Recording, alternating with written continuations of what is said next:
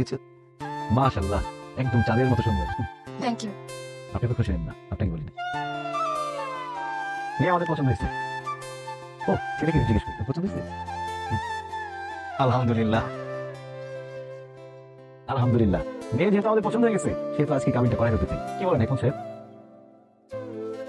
ও, আপনাদের ছেলে পছন্দ হয়েছে কিনা সেটা শুনলাম না। ছেলে কিছু পছন্দ হয়?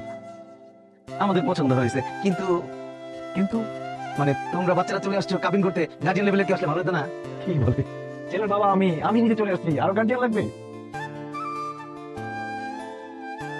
ছেলের বিয়ের জন্য বাবাই তো যথেষ্ট, তাই না এখন সাহেব? বাবা মানে মানে তো তুমি মানে তুমি, আরে আপনি তো মনে করছি তুমি সর্বোচ্চ ছেলের বড় ভাই, বাবা হলেন কিভাবে আপনি? বিয়ে সাহেব, আপনি তো ভীষণ রসিক মানুষ। বাবা বললাম কিভাবে, এটা এখন সবার সামনে বলতে হবে? ছোট ছোট ছেলে মেয়েরা আছে, এদের সামনে কিভাবে বলি? আচ্ছা দাঁড়ান, এই এনআইডি আর বার্থ সার্টিফিকেট দেখো। এই যে আমাদের দুজনের এনআইডি, আর এই যে আমার ছেলের বার্থ সার্টিফিকেট দেখেন। কি এবার বিশ্বাস হয়েছে যে আমরা পিতা পুত্র?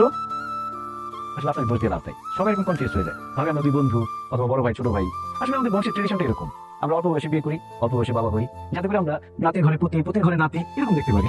যেমন আমি বিয়ে করেছিলাম যখন, তখন আমার বয়স ছিল 21 বছর 1 দিন, আর আমার ছেলের বয়স এখন 21 বছর 10 দিন। এই যে 9টা দিন পিছিয়ে গেল, পরীক্ষা চলতেছে, এই জন্য বিয়েটা করতে পারিনি। তবে আজকে বিয়ে করলে মোটামুটি 9 দিনের মতো লস হবে, বেশি লস হবে না। তবে আমার ছেলের কিন্তু শারীরিক বয়স কম।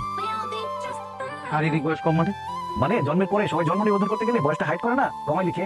আমাদের বংশে সবসময় 2 বছর বাড়ায় লিখে, যাতে করে বিয়ের সময় কোনো ঝামেলা না হয়, আইনি কোনো জটিলতা না হয়। তার মানে আপনার ছেলের বয়স 19 বছর 10 দিন। তার মানে আপনার যখন বিয়ে হয়েছিল তখন আপনার বয়স 19 বছর 1 দিন। বিয়ে সাহেব তো আমাকে খুব পাকা ছিলেন মনে হচ্ছে, আর আমার ওয়াইফের বয়স ছিল 16 বছর। তা আপনার ওয়াইফকে নিয়ে আসলেন না? মানে জিসানের আম্মাকে নিয়ে আসলে ভালো, তুমি কোথায়? জিসানের জন্মের সময় ওর মা মারা যায়। তাহলে আপনার বোন নিয়ে আসতেন। আমার জন্মের সময় মারা গেছে আমার আম্মা। এতে মারা যাওয়া ফ্যামিলি। অল্প বয়সে বিয়ে করলে বাচ্চা জন্ম দেওয়ার সময় মায়ের তো একটা মারা যাওয়ার চান্স থাকে।